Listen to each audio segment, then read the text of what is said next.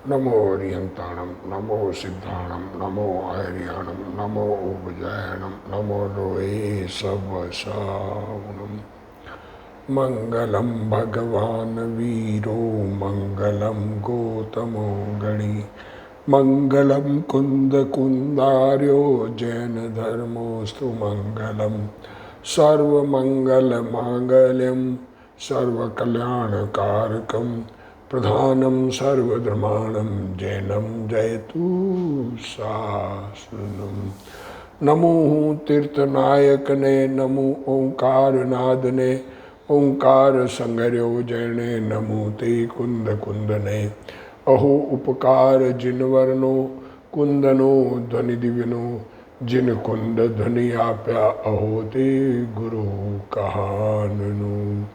मंगलमय मंगल कर्ण वीतराग विज्ञान नमो ताहि जाते भय अरहंतादि महान करि मंगल करियो महा ग्रंथ करण के काज जाते मिले समाज सब पावे निज पद राज मिथ्या भाव अभाव ते जो प्रगटे निज भाव सो जयवंत रहो सदा यही मोक्ष उपाव सो निज भाव सदा सुखद अपनो करो प्रकाश जो बहु विधि भव दुखन किए करिए सत्तानाश। मोक्ष मार्ग प्रकाशक ग्रंथ पूज्य गुरुदेव श्री कांजी स्वामी के प्रवचन भाग 3 पेज 316। व्यवहाराभासी का प्रकरण चल रहा है। व्यवहाराभासी की मोक्ष तत्व में अन्यथा श्रद्धा उसकी बात बता रहे हैं। मोक्ष तत्व को सिद्ध होना मोक्ष कहते हैं, जन्म मरण रहित होना, दुख छूटना जन्म मरण का, ऐसा उसको वैसा मोक्ष चाहते हैं। क्या कह रहे हैं? केवल ज्ञान से सबको लोकालोक को जानना और जगत पूज्यपना, इस प्रकार की बात व्यवहाराभासी मोक्ष के बारे में करते हैं। तो कहते हैं ये तो सबको ही ऐसी इच्छा है और तुमको भी ऐसी इच्छा है तो एक जैसा हो गया। ये कोई मोक्ष का सिद्ध का स्वरूप नहीं है। स्वरूप अनुभव पूर्वक, स्वरूप में एकाग्रता पूर्वक राग का अभाव होना वो मोक्ष है। और दूसरी बात और कही कि स्वर्ग सुख से मोक्ष में अनंत गुणा सुख होता है। तो ये तुलना में दोनों को समान समझ रहा है, स्वर्ग को और मोक्ष को। क्योंकि स्वर्ग में तो आत्मिक आनंद नहीं है। आत्मिक आनंद आत्मानुभव जितना है उतनी तो उसको है इंद्र आदि को, पर आज स्वर्ग में आत्मिक आनंद नहीं है और मोक्ष में आत्मिक आनंद है। तो दोनों का सुख भिन्न प्रकार का है, पर ये दोनों को एक करके दोनों की एक जाति मानता है, उसका निषेध किया। अब यहाँ वह कहता है कि शास्त्र में भी तो इंद्रादि के सुख से अनंत गुणा सुख सिद्धों के निरूपित प्ररूपित किया है। आहा, शास्त्र में जिनवाणी में भी ऐसा लिखा है कि इंद्र से अनंत गुणा सुख सिद्धों को होता है। तो अब उत्तर दे रहे हैं, देखो। जैसे तीर्थंकर के शरीर की प्रभा को सूर्य प्रभा से कोटि गुणी कही है। क्या कहा? तीर्थंकर के शरीर की जो चमक है वो सूर्य की चमक से करोड़ गुनी कही गई है। वहाँ उनकी एक जाति नहीं है, दोनों की जाति एक नहीं है, परंतु लोक में सूर्य प्रभा की महिमा है। अब दुनिया में महिमा किसकी है? सूर्य की रोशनी की। अब सूर्य की रोशनी से कई गुणा तीर्थंकर की रोशनी कहा, प्रभा कहा, प्रभा रोशनी नहीं प्रभा, ऐसा उनका प्रभाव। तो सूर्य प्रभा की महिमा है, उससे भी अधिक महिमा बतलाने के लिए उपमा अलंकार किया। ये तो उपमा अलंकार किया है। उसी प्रकार सिद्ध सुख को इंद्रिय सुख से अनंत गुणा कहा है। सिद्ध सुख, सिद्धों का सुख इंद्रियों के सुख से अनंत गुणा कहा है। वहाँ जाति एक नहीं है। सिद्धों का सुख भिन्न प्रकार का है और इंद्रिय सुख भिन्न प्रकार का है। इंद्रिय सुख तो दुख है और सिद्धों का सुख एकांत सुख है। परंतु लोक में इंद्रिय सुख की महिमा है। उससे भी बहुत महिमा बतलाने के लिए उपमा अलंकार करते हैं, ऐसी उपमा देते हैं। प्रश्न, गुरुदेव श्री इसका खुलासा कर रहे हैं। शास्त्र में भी इंद्र के सुख की अपेक्षा सिद्धों को अनंत गुना सुख है ऐसा निरूपित किया है, उसका क्या कारण है? यहां जिसको मोक्ष तत्व की पहचान नहीं है, क्या कह रहे हैं गुरुदेव श्री, जिनको मोक्ष तत्व की पहचान नहीं है उसकी बात चलती है। किसकी बात चल रही है? ये व्यवहाराभासी की, जिसे व्यवहाराभासी को आत्मिक आनंद का जिसे अंश भी प्रकट नहीं हुआ है। आत्मिक आनंद का अंश प्रकट हो जाए तो उसको समझ में आ जाए कि सिद्धों के इस आनंद से अनंत गुना आनंद है। पर यहाँ तो जिसको मोक्ष तत्व की पहचान ही नहीं है, जिस प्रकार तीर्थंकर के शरीर की प्रभा सूर्य के तेज से करोड़ों गुना कही है, परंतु वहाँ उनकी एक जाति नहीं है। भगवान के उत्कृष्ट पुण्य प्रकृति है,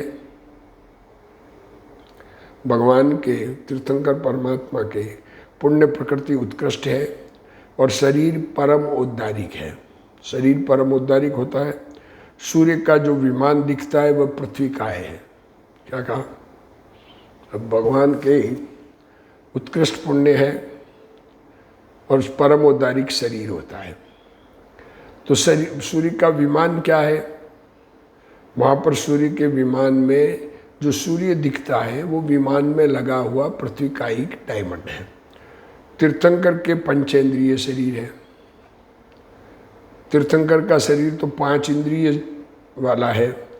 इस कारण पुण्य प्रकृति उत्कृष्ट है, इसलिए पुण्य की उत्कृष्ट प्रकृति है।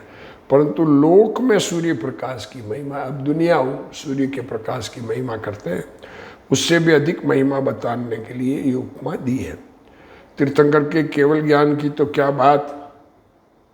देखो, केवल ज्ञान तो संपूर्ण ज्ञान है, सर्व ज्ञान है। उनके ज्ञान से, ज्ञान में ऐसा कोई पदार्थ दुनिया में नहीं है जो उनके ज्ञान में ज्ञात न हो। द्रव्य क्षेत्र काल भाव सबके ज्ञाता है, परंतु उनकी पुण्य प्रकृति, बाहर में उनके तीर्थंकर रूप में रहते हैं तब पुण्य प्रकृति है, कर्म का उदय है। सिद्ध बनने पर कोई कर्म नहीं है, 8 कर्म नष्ट हो गए। पर तीर्थंकर रूप से जब विराजमान है तो ऐसा पुण्य की उदय होता है कि 3 लोक में अद्वितीय, उनके जैसा पुण्य किसी और के नहीं होता है। उन्होंने पूर्व में तीर्थंकर नाम कर्म बांधा, पूर्व भाव में पुण्य का ऐसा विकल्प आया, आत्मा अनुभव में एकाग्र होते हुए जो राग आया, उस राग में ऐसा पुण्य बंधा नाम कर्म कि उसके निमित्त से अद्भुत शरीर है। भक्तामर स्तोत्र में आता है कि हे नाथ, जगत में जितने शांत परमाणु हैं, दुनिया में शांति जिन परमाणुओं में दिखती है वे सब आपके शरीर में आकर परिणमित हो गए। उनका शरीर ऐसा शांत दिखने वाला होता है। जहाँ गौतम ने समोसर में प्रवेश किया, देखो गौतम स्वामी जो अन्य मत को मानने वाले थे, अन्य मत के वरिष्ठ विद्वान थे, उन्होंने समोसरण में प्रवेश किया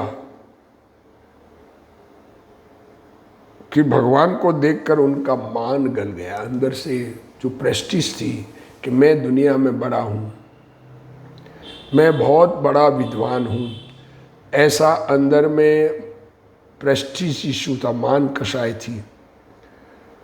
ये मनुष्य को मान कषाय सत्य समझ करने में बाधक होता है, ये बात बता रहा है वहाँ पर। मान गल गया, मान खत्म हो गया। वस्तु तो मान तो उनकी स्वयं की पात्रता से गला। देखो अब ये गुरुदेव श्री इसका खुलासा कह रहे हैं, वास्तव में तो अपनी योग्यता से, अपने काल लब्धि से मान गला, वहाँ भगवान को निमित्त कहा जाता है। बस इस दृष्टांत के अनुसार ही सिद्ध के सुख को इंद्रादिक के सुख से अनंत गुणा कहा है। वहाँ उन दोनों की जाति एक नहीं है, परंतु लोक में इंद्र सुख की महिमा है। लोक में, दुनिया में इंद्र बहुत सुखी है दुनिया में, उनके पुण्य की महिमा की बात है। भगवान के जैसे बाहर में पुण्य का उदय है, पर भगवान को राग नहीं है और उस प्रकार का उनको कोई लेना देना नहीं है। और भगवान को तो आत्मिक सुख है, पर इंद्र को विषयों का सुख है, तो उसकी महिमा दुनिया में है। इसलिए उपमा अलंकार से ऐसा कहा है, महिमा बतलाने के लिए ऐसा कहा है, जिनके अंदर से आत्मा का सुख प्रकट हुआ है वैसी जाति अन्यत्र नहीं हो सकती। आत्मिक सुख के समान जाति बाहर दूसरी जगह कहीं हो नहीं सकती। फिर प्रश्न है कि वह इंद्र सुख, वह सिद्ध सुख और इंद्र सुख की एक जाति जानता है, ऐसा तुमने निश्चय कैसे किया? क्या करें कि व्यवहाराभासी मतलब आत्मा का अनुभव नहीं है, और उसने ऐसी बात सुन करके ये माना है कि इंद्र का सुख और सिद्धों का सुख की जाति एक है। तो ये आपको कैसे मालूम पड़ा? उससे तो पूछा ही नहीं। देखो उसका उदाहरण दे रहे, देखो व्यवहाराभासी सुख चाहता है, तो सुख, इंद्र का सुख और मोक्ष का सुख एक समान मानता है। तो इस प्रश्न के पीछे ये बताना चाह रहे हैं कि व्यवहाराभासी जो साधन कर रहा है वो पुण्य का ही करता है। हाँ देखो, जिस धर्म साधन का फल स्वर्ग मानता है, उस धर्म साधन ही का फल मोक्ष मानता है। कैसे निर्णय किया हमने कि वो जो धर्म साधन कर रहा है पुण्य परिणाम, उसी से स्वर्ग मानता है और उसी से मोक्ष मान रहा है। कोई जीव इंद्रादि पद प्राप्त करे और कोई मोक्ष प्राप्त करे, वह उन दोनों को एक जाति के धर्म का फल हुआ मानता है। एक जैसा ही धर्म का फल है, ऐसा तो मानता है। जिसको साधन थोड़ा होता है वह इंद्रादि पद प्राप्त करता है, जिसके संपूर्ण साधन हो वह मोक्ष प्राप्त करता है। ये बात तो मानता है कि कम साधन हो तो इंद्र है, अधिक साधन हो तो मुक्ति है, परंतु वहां धर्म की जाति एक जानता है। सो जो कारण की एक जाति जाने, रीजन जिसका एक ही है किसी कार्य का, उसे कार्य की भी एक जाति का साधन अवश्य हो कि उसका फल भी एक जैसा ही मिलेगा ना। क्योंकि कारण विशेष होने पर ही कार्य विशेष होता है। कोई कारण भी जुदा होना चाहिए ना मोक्ष का कारण। अगर मोक्ष का कारण कोई जुदा नहीं है, उसकी वही जाति मान रहा है जो स्वर्ग में जिस कारण से स्वर्ग जाते हैं उसी कारण से मोक्ष जाना मान रहा है, तो फिर वो एक जैसा ही मान रहा है। इसलिए हमने ये निश्चय किया कि उसके अभिप्राय में इंद्रादि सुख और सिद्ध सुख की एक जाति का सरदान है। गुरुदेव श्री इसका खुलासा कर रहे हैं, तुमने यह निश्चय किस प्रकार किया कि अज्ञानी सिद्ध के सुख और इंद्रादि के सुख की एक ही जाति मानता है? तो उत्तर दे रहे, वह जिस धर्म साधन से स्वर्ग होना मानता है उसी साधन से मोक्ष होना मानता है। इस कारण उसके अभिप्राय में स्वर्ग और मोक्ष की एक ही जाति है। अंदर अभिप्राय यही पड़ा हुआ, मोक्ष को अलग मान कहे भले ही, पर सुख एक जैसा ही उसको लगता है, कारण उसका फल एक जैसा ही, क्योंकि जो कार्य करेंगे उसका फल मिलेगा। ये बात लोग कहते हैं व्यवहार करो तो एक दिन बेड़ा पार हो जाएगा। क्या कहते हैं, ये दया दान व्रत भक्ति तप त्याग आदि करो, एक दिन मोक्ष हो जाएगा। उपवास करते करते कर्म टूट जाएंगे। तो क्या राग करते करते धर्म होता है? ये इच्छाएं करते करते बिना इच्छा करने वांछक हो जाएगा?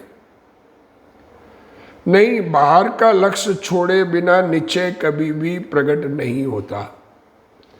अंतर चैतन्य स्वरूप भगवान आत्मा, उसका लक्ष्य हुए बिना कभी निश्चय प्रकट नहीं होता। बाहर का लक्ष्य छूटे और अंतर भगवान आत्मा का लक्ष्य हुए।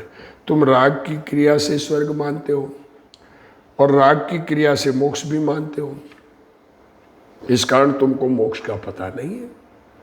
ये निर्णय हो गया। व्यवहार से मोक्ष मानने वाला मूढ़ है। व्यवहार क्रियाकांड शरीर की क्रिया करते करते मुक्ति हो जाएगी ऐसा मानने वाला, और शुभ भाव से मुक्ति हो जाएगी ऐसा मानने वाला मूढ़ है, उसको मोक्ष की जाति का पता नहीं है। अंशनादि करने से, नमोकार मंत्र जपने से धर्म होगा ऐसा अज्ञानी मानता है। उपवास आदि करने से, नमोकार मंत्र जपने से धर्म होगा ऐसा अज्ञानी मानता है। हाँ, जब अंजन चोर ने अपने आत्मा के आश्रय से सम्यक दर्शन प्रकट किया, अंजन चोर को आत्मा का अनुभव अपने आत्मा के आश्रय से हुआ, तो उसके पूर्व में जपे हुए नमोकार मंत्र के शुभ राग पर उपचार किया है। उस नमोकार मंत्र जपने से आत्मा का अनुभव नहीं हुआ है। जिस भाव से स्वर्ग की प्राप्ति होती है उसी भाव से मोक्ष होना मानने वाला मिथ्या दृष्टि है। जिस भाव से स्वर्ग मिले उसी भाव से मोक्ष मिले, अगर ये हमारी मान्यता है तो हमारी दृष्टि ठीक नहीं है। जो जीव निश्चय दशा प्राप्त करता है उसके पूर्व के शुभ राग को व्यवहार कहा जाता है। जो जीव निश्चय दशा प्राप्त करता है उसके पूर्व के शुभ राग को व्यवहार कहा जाता है। अंजन छोर ने सम्यक दर्शन प्राप्त किया है, उसका आरोप नमोकार मंत्र पर किया, आरोप किया है नमोकार मंत्र पर। नमोकार मंत्र जपने के कारण सम्यक दर्शन नहीं हुआ है। सम्यक दर्शन आत्मरुचि से हुआ है, तत्व निर्णय से हुआ है। नौवें ग्रेवेक तक जाने वाले मिथ्या दृष्टि मुनि ने बहुत बार नमोकार मंत्र जपा। क्या कह रहे हैं? मिथ्या दृष्टि, आत्म अनुभव रहित, दिगंबर दशा धारण करे, 28 मूल गुण अखंडित पाले, तो नमोकार मंत्र का जाप तो करता है ना वो, तो उस पर आरोप क्यों नहीं आता कि उससे क्यों नहीं हुआ मोक्ष? उसको ग्रेवेक तक गया। ग्रेवेक मीन्स, ग्रेवेक भी समझने की बात है। ऊपर 4 प्रकार के देव कहे, भवनवासी, व्यंतर, ज्योतिष और कल्पवासी। अब वैमानिक देव, अब वैमानिक देव के में 16 स्वर्ग, 16 स्वर्ग के बाद में ऊपर 9 ग्रेवेक है। जैसे अपना ये लोक पुरुषाकार है ना, तो ये गर्दन के स्थान पर 9 स्वर्ग है, उनका नाम ग्रेवेक है।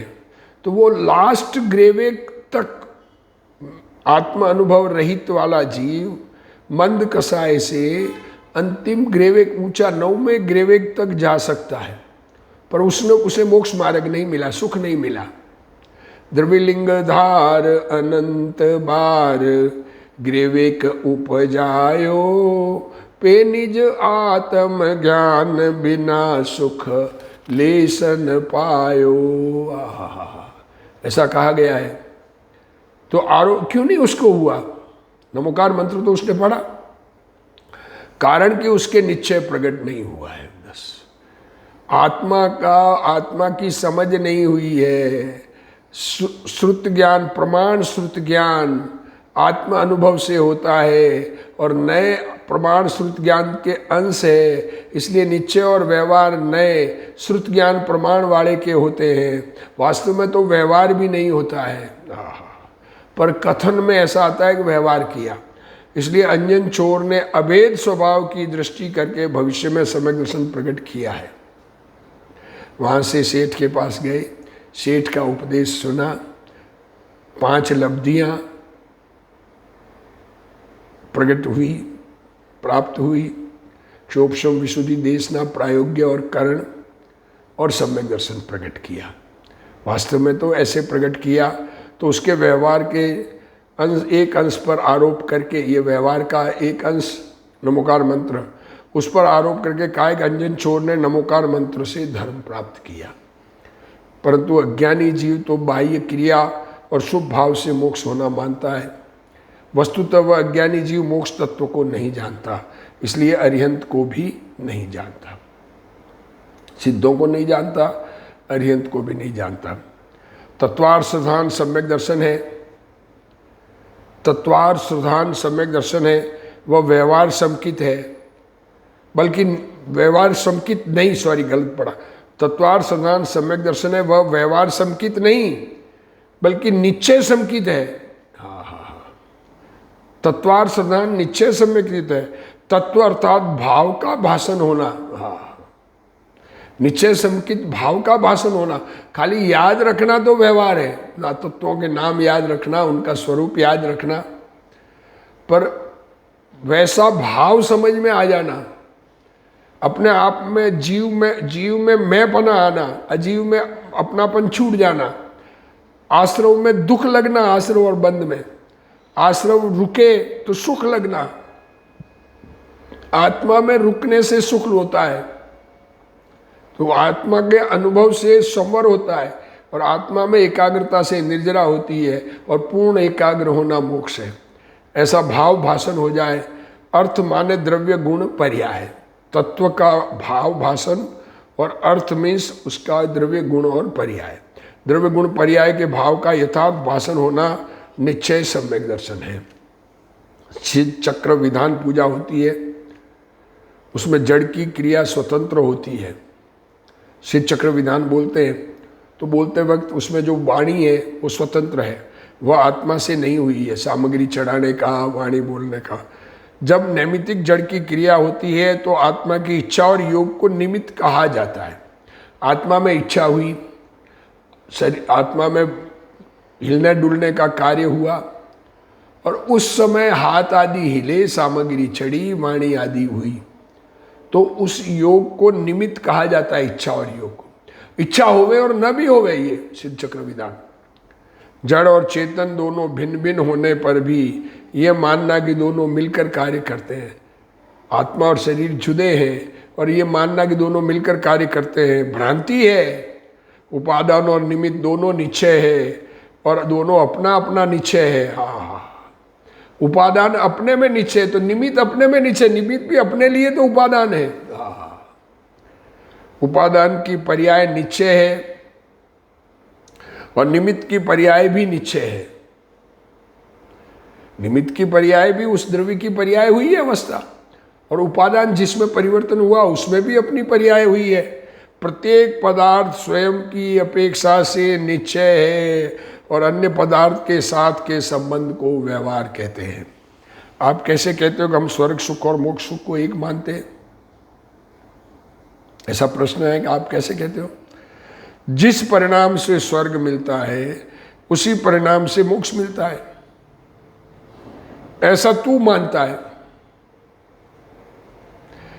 व्यवहाराभासी ये मानता है कि जिस भाव से स्वर्ग मिलता है उसी में उत्कृष्टता होती है, मोक्ष मिलता है। इस कारण तेरे अभिप्राय में स्वर्ग और मोक्ष की एक जाति है। कारण में विपरीतता, इसलिए कार्य में भी विपरीतता है। व्यवहार करो तो बेड़ा पार हो जाएगा, ये कर्ज चुक जाएगा, ऐसा मानता है। ऐसा अज्ञानी मानता है, वह यथार्थ कारण को नहीं मानता। जो ये मानता है कि बहुत पुण्य करो तो पुण्य फटकर मोक्ष मिलेगा, ऐसा दुनिया में ऐसी मान्यता वाले बहुत है, तो वह मूढ़ है, वह मोक्ष को नहीं जानता। जिस कारण से बंद होता है उस कारण को मोक्ष का कारण मानने वाला मूढ़ है। तथा अब और पंडित जी और इसको कह रहे, कर्म निमित्त से आत्मा के औपाधिक भाव थे। क्या कह रहे?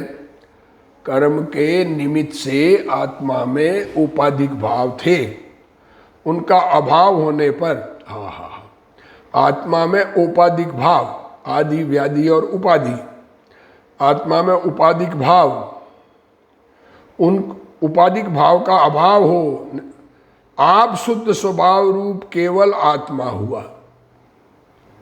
जैसे परमाणु स्कंद से प्रगत पृथक होने पर शुद्ध होता है, उसी प्रकार यह कर्मादि से भिन्न होकर शुद्ध होता है। ये कर्म छूट जाते हैं और शुद्ध आत्मा शुद्ध हो जाता है। विशेष इतना है कि वह दोनों अवस्था में दुखी सुखी नहीं है। परमाणु कर्म है, कर्म भले बंधे रहे कि छूटे रहे, उनको सुख दुख होता ही नहीं, उनमें स्वभाव ही नहीं है। परंतु आत्मा अशुद्ध अवस्था में दुखी था, अब उसका अभाव होने से निराकुल लक्षण अनंत सुख की प्राप्ति हुई। कर्मों का अभाव होने पर आत्मा सुख स्वभावी होने से, सुख स्वभावी आत्मा का आश्रय करने से, उसमें एकाग्रता करने से कर्मों का अभाव होकर आत्मा पूर्ण सुखी होता है, वो अनंत सुख मिला। कर्म के निमित्त से अपनी पर्याय में उदयिक भाव है। कर्म के उदय के निमित्त से असिद्ध भाव जीव का स्वतत्व है। देखो क्या कह रहे संसारी रहना ये जीव का अपनी पर्याय है। जीव संसार में है, वो कर्म उदय उसमें निमित्त है। कर्म उदय ने संसार नहीं कराया है। अज्ञानी को इसका भाव भाषित नहीं होता। अज्ञानी को ये लगता ही नहीं कि मेरी भूल से मैं संसार में हूं। मोक्ष अपनी पर्याय में होता है।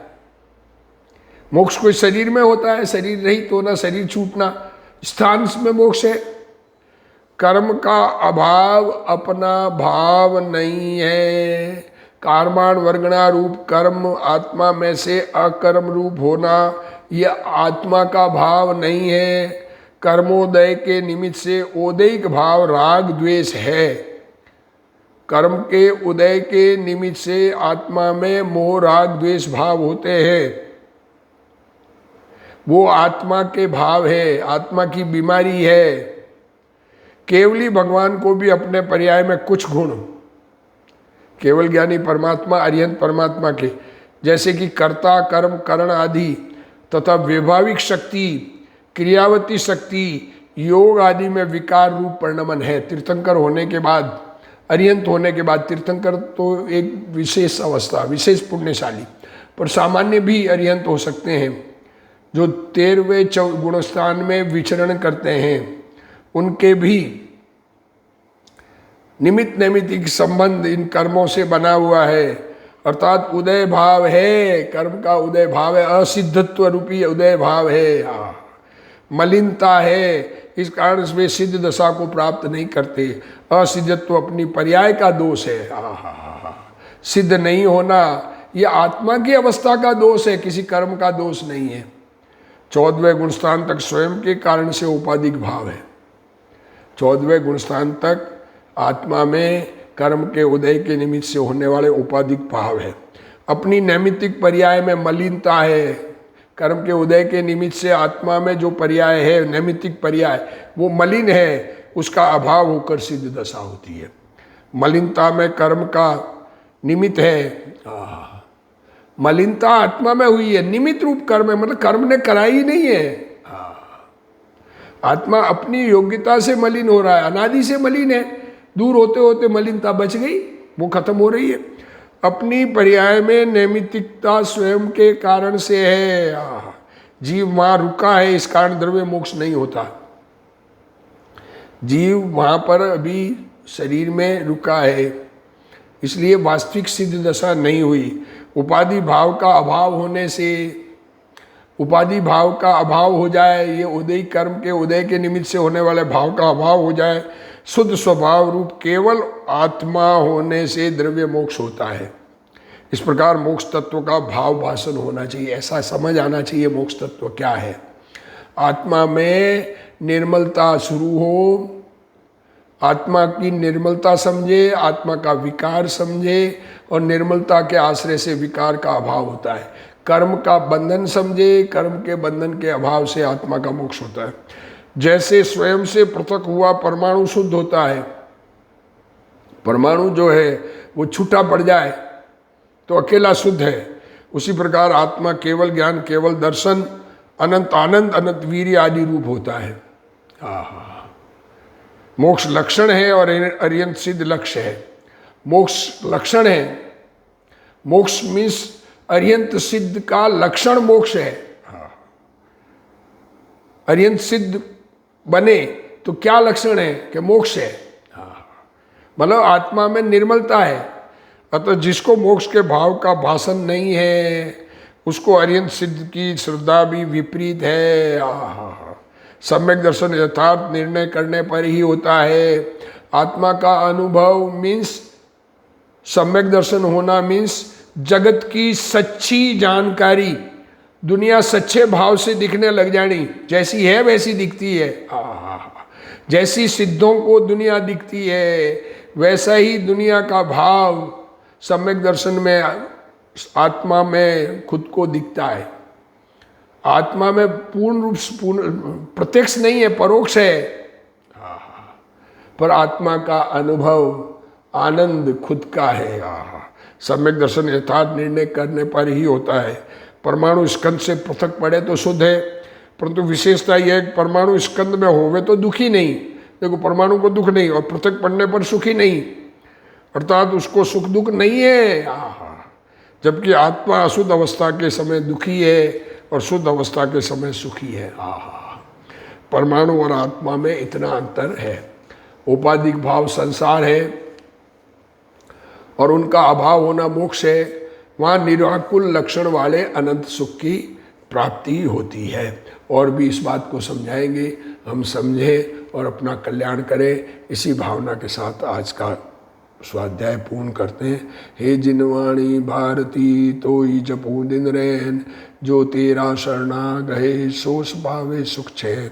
जावाणी के ज्ञान ते सूझे लोकालोक, सो वाणी मस्तक नमो सदा देत उठोक। जिनवाणी मात की जय।